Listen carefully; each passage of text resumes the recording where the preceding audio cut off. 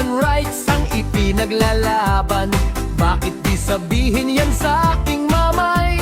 Ikaw ay iilag at baka ka masampal. Ang mga babae panahon ni Rizal, mabilis ang kilos kanilang pagsakay. Doon sa kalesang kanilang sinasakyan, ingat niya ang sakong baka masilipan. Noon ang lalaki lamang nanliligaw, bakit ang babae may diskarte rin daw? Ang sakit ng ulo ng abang magulang, ang teenage pregnancy karaniwan na lang. Ang lalaki naman babanat ng ligaw, sa 7 dalagang kanyang babantayan. At sa bawat isa sasabihing tunay, ikaw lang talaga aking minamahal.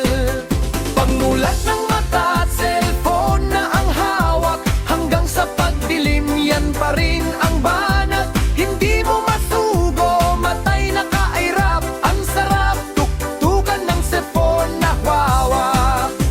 Mga kabataan, unahing magtapos sa iyong pag-aaral at upang malubos, at saka matapos ang paghihikahos ng mga magulang minahal kang lubos.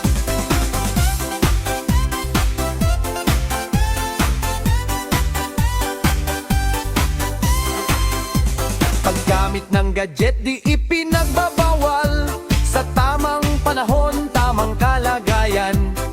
Ating e-balanse itong ating buhay, unahing tungkulin itong kailangan.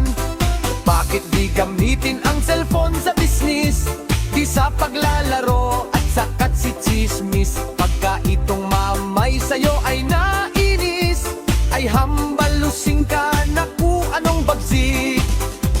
Itong mga anak gusto pa ng debu, ang ama at ina ay halos maloko. Maliit na handa ay nagrereklamo, di pa kumikita ng kahit na piso.